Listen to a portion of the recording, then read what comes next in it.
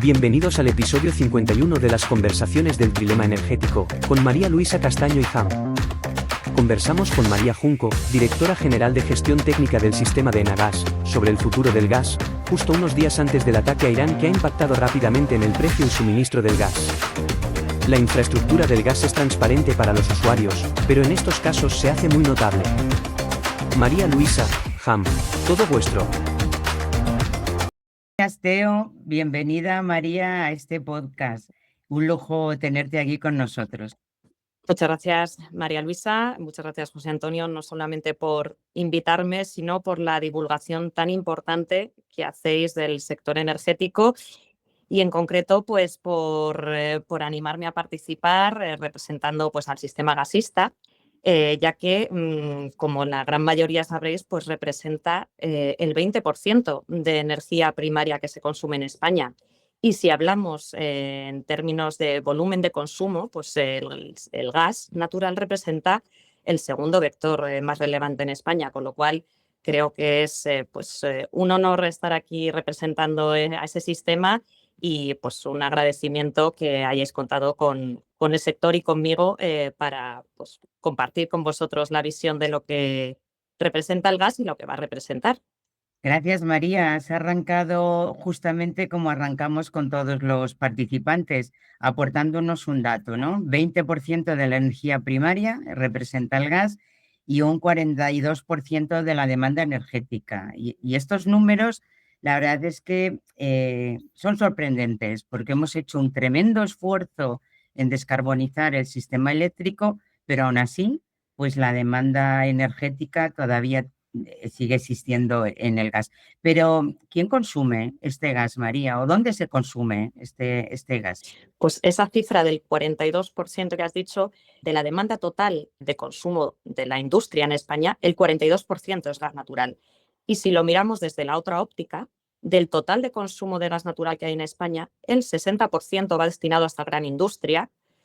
Aproximadamente un 20-25%, dependiendo de los años, va destinado al consumo de los ciclos combinados para generar electricidad a partir de ese gas.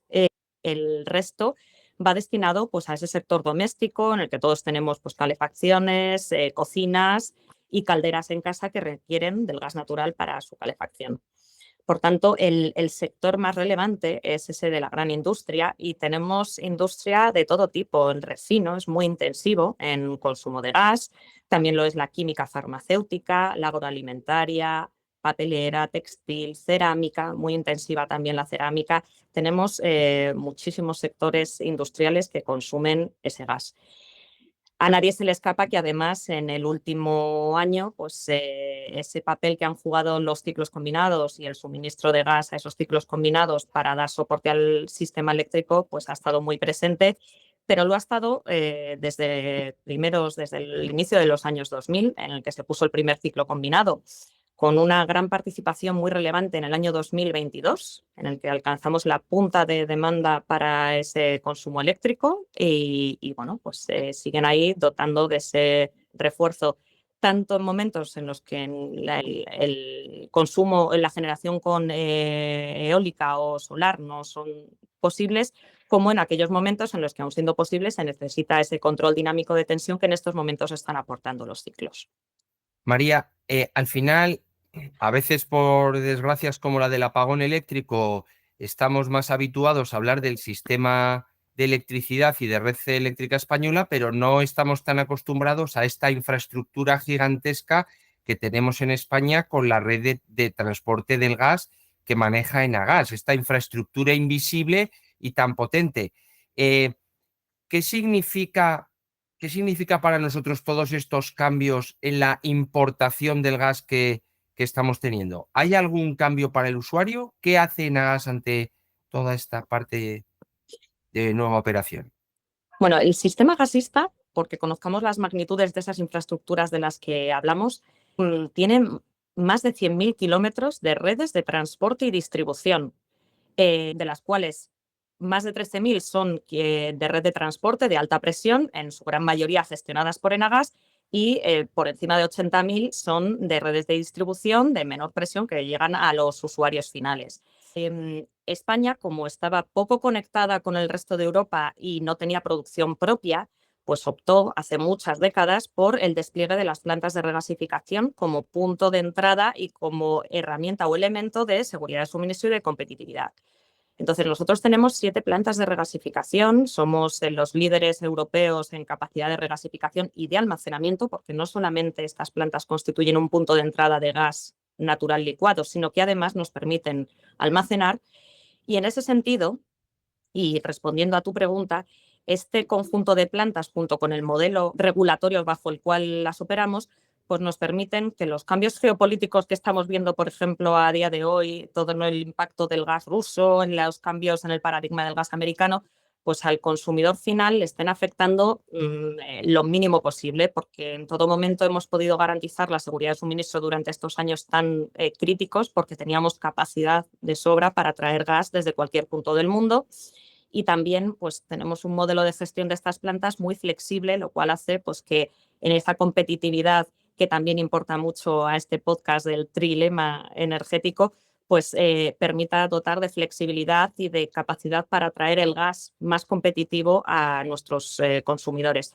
Mientras que otros países europeos, por ejemplo, han empezado a construirlas a raíz de la invasión rusa a Ucrania y que, por tanto, pues han tenido un mayor riesgo y una mayor volatilidad porque no tenían infraestructura ni capacidad suficiente para traer gas desde puntos alternativos.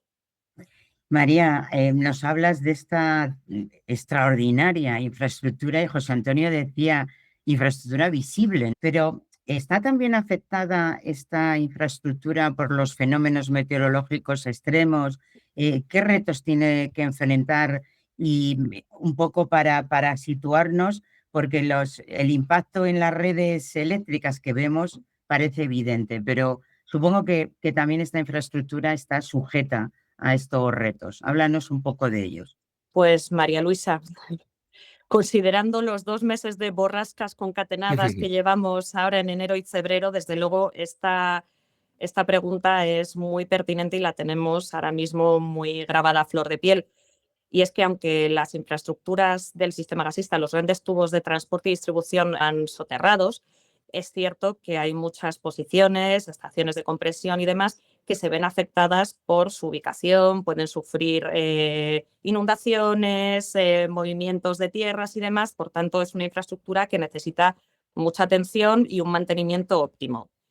Si además consideramos que esas 7 plantas de regasificación son los principales puntos de entrada al sistema gasista español y que tienen que permitir que lleguen buques llenos de gas natural licuado desde sus orígenes y que tengan que descargar, pues nos hemos encontrado en las últimas semanas con dificultades y retos para conseguir que todo ese gas que estaba comprometido y que tenía que descargar en nuestras plantas encontraran los momentos adecuados en los que los puertos estuvieran abiertos y pudieran descargar.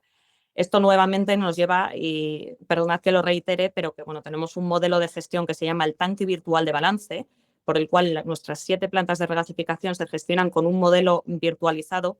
Bueno, pues este modelo nos ha permitido que si algún puerto estaba cerrado en alguna de las terminales y había un buque que iba a descargar en esa terminal, sin ningún tipo de afección a los usuarios ni al consumidor final, hemos podido mover el buque a aquella planta donde hubiera un slot, una ventana abierta de oportunidad para descargarlo.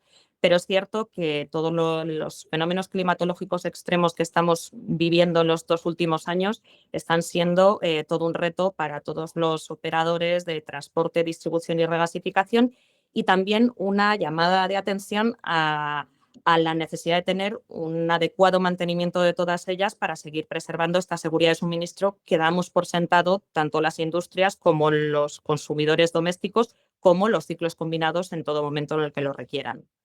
Hablábamos, María, en el anterior episodio con Raúl Suárez, el CEO de Energia, del tema del biogás.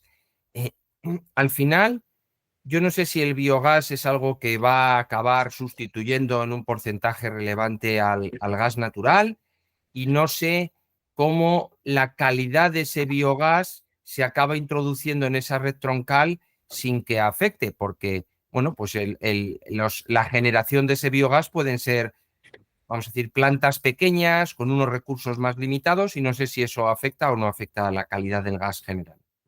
Pues nuevamente, José Antonio, has dado en uno de los puntos que en estos momentos son más candentes dentro de la gestión del sistema.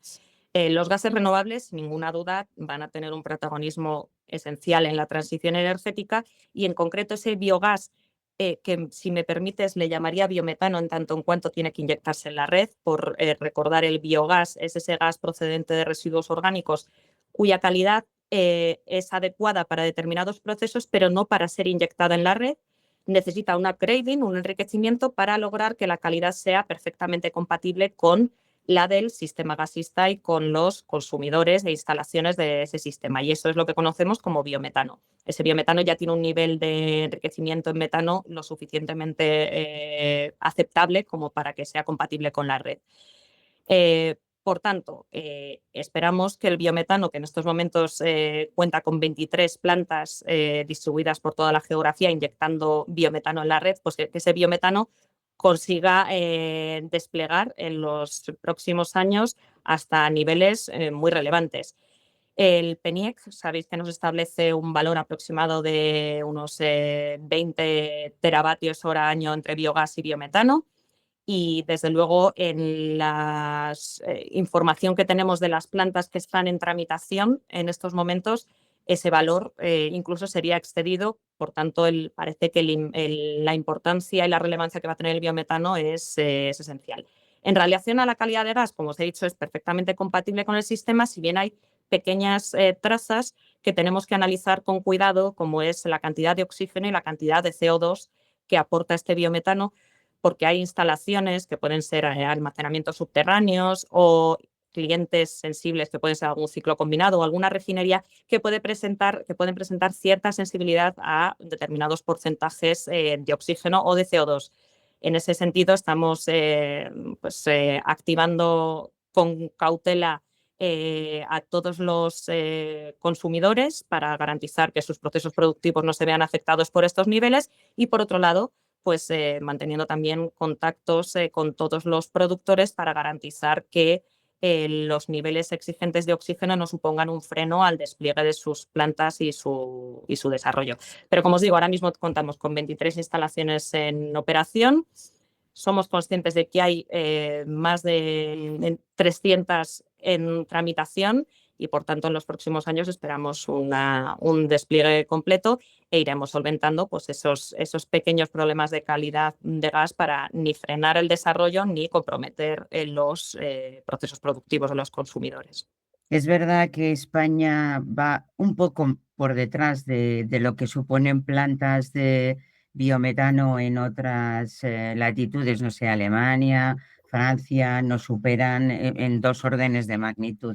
En cualquier caso, la molécula de biometano es metano, es decir, una vez alcanzadas las calidades, pues es idéntica, ¿no? Pero es verdad que tiene el reto del upgrading.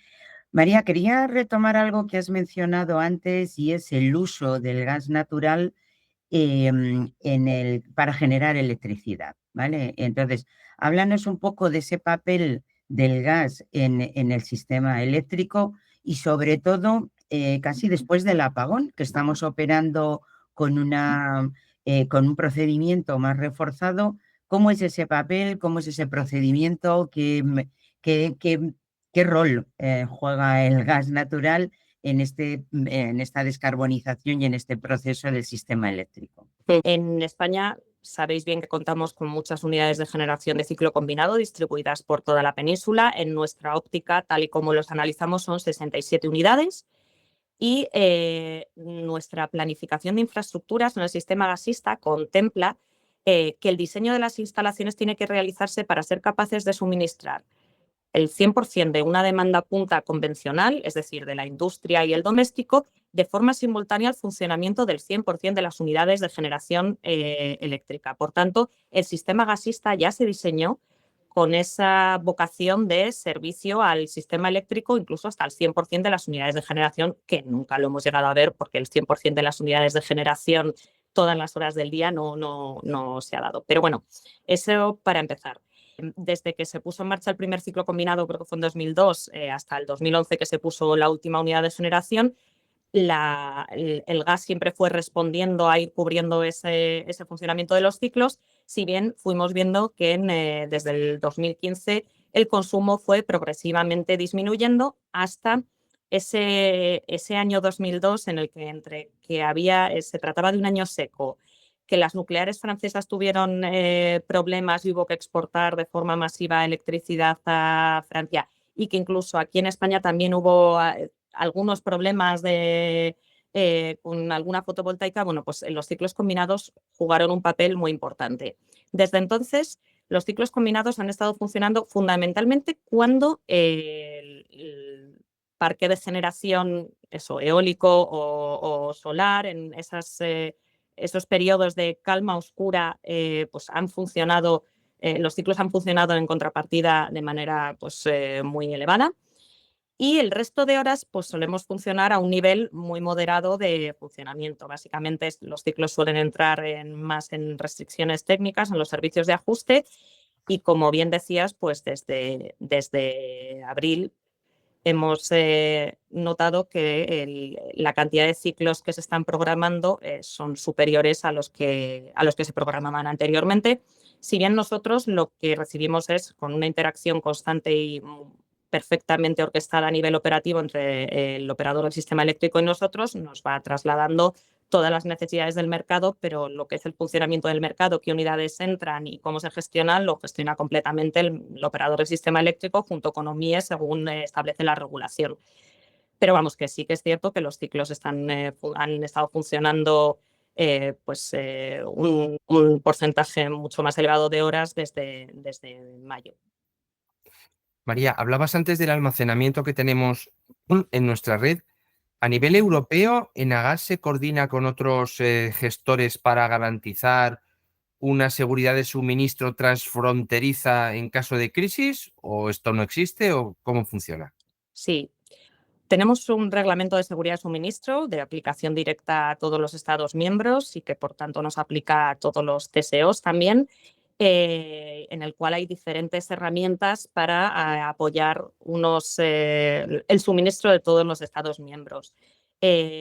Además, se establecen una serie de medidas que todos los Estados miembros debemos cumplir, como un llenado de almacenamientos subterráneos determinado. Entre octubre y noviembre tenemos que ser capaces de llenar un 90% en nuestros almacenamientos subterráneos. En el caso de España y en algún caso adicional, parte de esa obligación la podemos derivar a nuestras plantas de regasificación porque contamos con una herramienta con un programa que protege también el suministro de GNL, pero sí que contamos con acuerdos de solidaridad con los Estados miembros para que si en algún caso se identifica que puede haber algún riesgo en la seguridad de suministro, especialmente de clientes protegidos en algún país, desde el resto de Estados miembros podamos aportar nuestras capacidades a ese Estado miembro. Uno de los casos más llamativos fue en el año 2022, cuando nos encontramos con un riesgo importante para la seguridad de suministro, especialmente de ese invierno 22-23 en el centro de Europa. Y inmediatamente en España se aprobó un plan que se llama Más Seguridad Energética, y además de desplegar todo un plan de potenciales restricciones al consumo en España para dar todo el gas que el resto de Europa necesitara, se activaron otras medidas, como pusimos en marcha un incremento de capacidad con Francia adicional para poder exportar mucho más gas desde España hacia Francia. Pusimos en marcha la planta del Musel, que estaba en el puerto de Gijón, que había estado planificada y estaba operativa desde 2011-2012, pero no había sido necesaria. Bueno, pues esa planta se activó con el fin de poder dotar también de seguridad de suministro al resto de Europa, y también incorporamos nuevas instalaciones al sistema para poder recargar buques, porque nosotros descargamos buques de nuestras terminales, pero también podemos cargar esos buques. Por ejemplo, en el caso de Italia tenía unas plantas en el año 2022 que no permitían que llegaran buques de gran calado, y entonces Italia hizo uso de nuestras terminales para descargar buques grandes y recargarlos en buques más pequeñitos que sí que fueran compatibles con el calado que podían admitir sus terminales. Entonces, bueno, sí que existen muchas medidas hay un grupo de coordinación constante entre los ministerios, los Estados miembros, que se llama el Gas Coordination Group, y ahí se activan muchas medidas, además de que regulatoriamente tenemos este reglamento de seguridad de suministro y muchos documentos asociados a este reglamento. Tenemos un análisis de riesgos común con muchos países, tenemos análisis de riesgos nacionales, contamos con un plan de emergencia del que es líder y responsable el Ministerio de Transición Energética. Bueno, contamos con muchas herramientas regulatorias, pero también técnicas. María, antes de concluir, no podemos ¿Ya? cerrar este podcast sin hablar del hidrógeno, de otro gas. Hemos hablado del gas natural, del biometano, pero en este podcast hemos tratado el tema del hidrógeno varias veces. ¿Cómo ves tú este tema desde un operador que se dedica a transportar gases y que ahora le aparece uno nuevo, que es el hidrógeno? ¿Qué retos, cómo lo ves, qué futuro tiene? Cuéntanos un poco, María. Pues como buena representante de moléculas, por supuesto que el hidrógeno renovable, que muchas veces conocemos comúnmente como verde, pero bueno, el hidrógeno renovable está llamado a tener un papel esencial en el paradigma energético nacional y europeo. Y creo que así lo ha establecido la Comisión Europea con todas las ayudas y propuestas y apoyo a las infraestructuras que está dando. La aprobación en 2024 ya fue del paquete de gas e hidrógeno, en el que se establece que el hidrógeno renovable está llamado a ser un vector regulado a imagen y semejanza de gas. Entonces, retos, pues muchos por delante. El primero es que tenemos que hacer un despliegue normativo en España de la directiva que acompaña ese reglamento. Tenemos que establecer los roles y responsabilidades de todos. El hidrógeno, evidentemente, irá abaratando su precio para poder ser competitivo y que la industria pueda ir progresivamente incorporándolo. Tenemos que ser capaces de certificar correctamente la renovabilidad de ese gas, de ese hidrógeno, sin que esta certificación suponga un lastre o una burocracia excesiva para los productores. Y bueno, pues yo creo que nos quedan muchos retos por delante, pero sin duda, y aprovechando que este podcast es del trilema energético, esa soberanía energética que requiere Europa, pues tendrá que pasar necesariamente por los gases renovables como el hidrógeno verde y el biometano. Realmente las redes del sistema gasista serían compatibles, hay que hacer ensayos de upgrading o de transformación de esas redes a hidrógeno, pero en Europa se están haciendo. Y bueno, pues conoceréis bien el proyecto, el H2Med, con ese proyecto que conecta varios Estados miembros y que ha aunado el compromiso de diferentes Estados miembros, diferentes TSOs, hasta llegar a Alemania, que es un país que tiene muy clara su vocación de consumo de hidrógeno verde. Así que, bueno, lo veo como un vector sin duda de futuro y que ya en el presente está dando avances. Genial. María, pues vamos a cerrar la conversación como hacemos con todos nuestros invitados. Yo creo que en esta última respuesta has respondido la mitad, o sea que te lo voy a hacer más concreto. En una frase, si tuvieras que pedirle a la lámpara de Aladino un deseo para desbloquear el trilema energético, ¿qué le pedirías? El trilema deja de ser trilema, porque entendamos que en el largo plazo la competitividad, la descarbonización y la seguridad de suministro miran en el mismo sentido. Así que lo que le pido a la lámpara de Aladino es que seamos capaces de sobreponernos a las inversiones y retos regulatorios a los que nos enfrentemos para que de verdad esa soberanía energética de Europa, de España, se entienda como aliada de la seguridad de suministro y de la descarbonización. Bueno, pues un deseo fantástico, y para los oyentes del podcast, si el trilema un día deja de ser el trilema, ya le cambiaremos el nombre al podcast y continuaremos con las conversaciones. Y nos volvéis a invitar. Eso es. Muy bien, María, pues muchísimas gracias por haber participado y esperamos seguirte muy de cerca. Muchas gracias a vosotros y de verdad enhorabuena por divulgar la importancia de la energía y darnos voz a todos sus sectores. Muchas gracias. Gracias, María, a ti por aceptar esta entrevista y darnos luz sobre esta otra parte del sistema energético, que es el gasista. Mil gracias. Esperamos que os haya gustado. En el próximo episodio hablaremos con Blanca Losada, CEO de Fortia Energía, sobre la competitividad industrial, los costes energéticos y el autoconsumo a gran escala. No te lo pierdas y suscríbete en la plataforma de tu elección, YouTube, Spotify, Amazon, Apple o iVoox. Te esperamos.